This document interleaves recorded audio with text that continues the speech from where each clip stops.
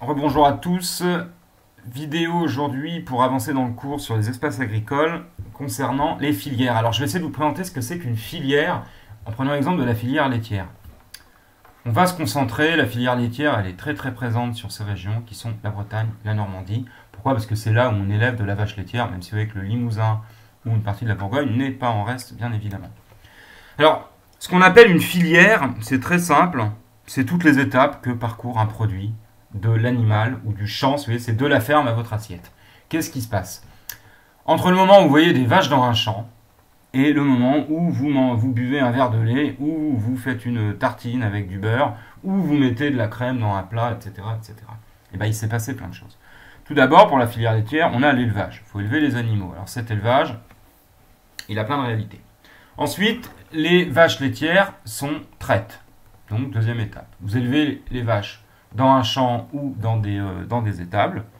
Ensuite, il faut les traire. Alors la traite, c'est fini l'époque où Perrette va avec son petit seau et son tabouret pour traire manuellement les vaches. Aujourd'hui, vous avez des robots de traite qui sont hyper modernes et qui font ça automatiquement. Donc, il faut bien que vous compreniez, l'agriculture s'industrialise, elle se modernise, on n'est plus du tout dans l'agriculture carte postale. Une fois que la traite est faite, alors ça se fait dans les fermes, d'accord? Là, c'est l'éleveur, il a une salle de traite, il élève, il traite.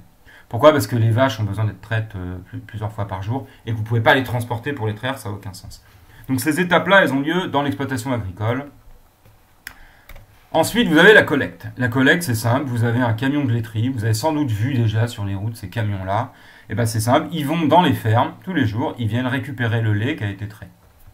Ce lait, il est emmené dans une laiterie. Une laiterie, c'est un endroit où on va stocker le lait et on va commencer à le traiter, à le transformer.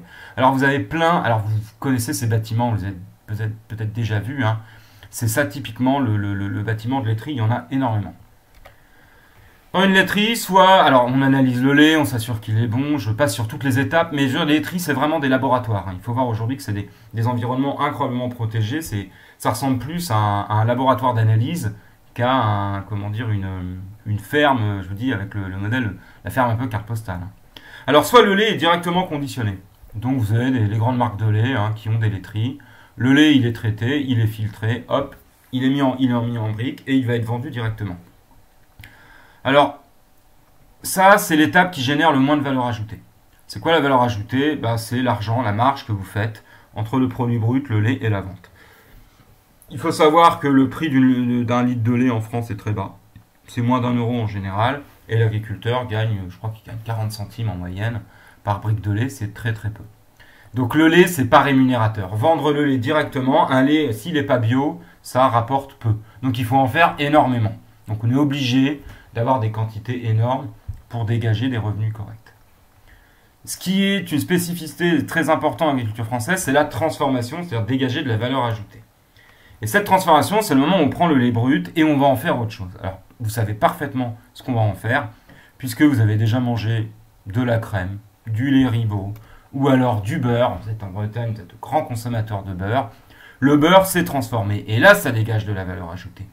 Pourquoi? Parce que le prix d'un kilo de beurre, c'est pas du tout le prix d'un litre de lait ou d'une quantité équivalente. S'il est bien travaillé, si on a choisi un lait de qualité avec des races de vaches particulières, des conditions d'élevage et de pâture des vaches qui produisent un beurre de qualité, vous allez pouvoir le vendre très cher. C'est une spécificité très intéressante, c'est que le lait reflète ce qu'ont consommé les vaches. Si, par exemple, le lait, mais donc le fromage derrière et le beurre, si elles ont été bien nourries, vous aurez un beurre de qualité. Ce beurre de qualité, les gens sont prêts à payer assez cher pour avoir du bon beurre. Donc comme ils sont prêts à payer cher, éleveurs et producteurs, transformateurs, d'accord, les propriétaires de laiterie peuvent dégager beaucoup de bénéfices là-dessus. Alors donc c'est là où joue cette valeur ajoutée. Alors la laiterie c'est très simple, ça va de la petite laiterie artisanale qui est un petit bâtiment où vous avez quelques éleveurs qui sont en coopérative, c'est-à-dire qui sont organisés pour y amener leur lait et qui s'organisent avec la laiterie pour n'y vendre que leur production. Alors ça nous donne ces laiteries qu'on voit sur le bord des routes, qu'on connaît, où vous avez dans un rayon, mettons, de 10-20 km, ce sont des vaches qui ont été élevées dans le coin, c'est transformé, on fait quelques fromages, on en fait pas mal, on fait du fromage, du yaourt, du lait, etc. C'est des produits de qualité. Quand vous y allez, c'est des produits que vous payez un certain prix, mais vous savez pourquoi vous les achetez, parce qu'il y a effectivement le savoir-faire, la tradition, et ça fonctionne très bien. Bon, la réalité de l'agriculture française, notamment dans la filière laitière, c'est que les laiteries artisanales, d'accord, et les coopératives laitières, c'est minoritaire par rapport aux géants de l'agroalimentaire. Alors, là, je vous montre les leaders mondiaux des produits laitiers. Pourquoi je parle là-dessus? Parce que le premier, vous le connaissez, c'est le groupe Nestlé. Nestlé, c'est le leader mondial, c'est un groupe suisse. C'est énorme ce qu'ils produisent. Vous irez regarder produits Nestlé, c'est très simple. Tout ce qui est chocolat, lait transformé, etc., c'est Nestlé. Je ne donne pas les marques, mais vous taperez marque Nestlé, vous verrez, il y en a énormément. Ensuite, on a Dad Foods qui est américain. Et là, Cocorico, les 3 et 4, et ce sont des entreprises françaises. C'est Lactalis et Danone. Et si elles fusionnaient, elles seraient l'équivalent de Nestlé. Donc ça vous montre quand même que la filière laitière et l'agroalimentaire français est un des premiers du monde. Alors, je vais me focaliser sur Lactalis, parce que Lactalis, c'est le géant mondial du lait. Parce que dans ceux-là, ils font pas que du lait, évidemment. Ils produisent du fromage, des dérivés, des barres chocolatées, par exemple, pour Nestlé, etc., etc. Lactalis, en termes de lait, pour ceux qui vendent du lait, c'est le premier groupe mondial. Alors, vous avez un chiffre d'affaires de 7,3 milliards d'euros, ce qui est gigantesque. 75 000 collaborateurs, donc employés directs ou indirects, d'accord. En France, vous avez un agriculteur sur 5 qui vend, un producteur sur 5 qui vend son lait à Lactalis. C'est énorme, hein. Et dans les termes de produits, vous voyez tout ce qu'ils font. Alors sur le lait, ils font un quart de leur production, c'est du lait, du yaourt, un tiers du fromage. Donc ils sont très très très complets. Alors vous voyez, c'est ça qu'on appelle un géant de l'agroalimentaire. Toutes ces marques-là, quand vous pensez marque en général, vous croyez qu'une marque c'est une entreprise indépendante. Non. Les marques, elles appartiennent à ce qu'on appelle des firmes ou des groupes. C'est-à-dire qu'en réalité, elles sont possédées par une entreprise. Toutes ces marques-là appartiennent à Lactalis. Mais simplement, Lactalis ne vous vend pas tout sous le nom Camembert Lactalis, Feta Lactalis, Beurre Lactalis, etc. Non, ils gardent les marques et les usines de production qui peuvent être indépendants. Alors, comment ça se fait que Lactalis possède tout ça? C'est simple, c'est qu'ils ont racheté petit à petit tous les différents groupes et qu'en fait, ils ont gardé les marques avec leur prestige, les différentes, secteurs de marché qu'ils avaient, l'image qu'ils avaient auprès des clients. Il n'y a pas de raison de renommer tout ça. Mais c'est le même groupe qui produit tous ces produits laitiers.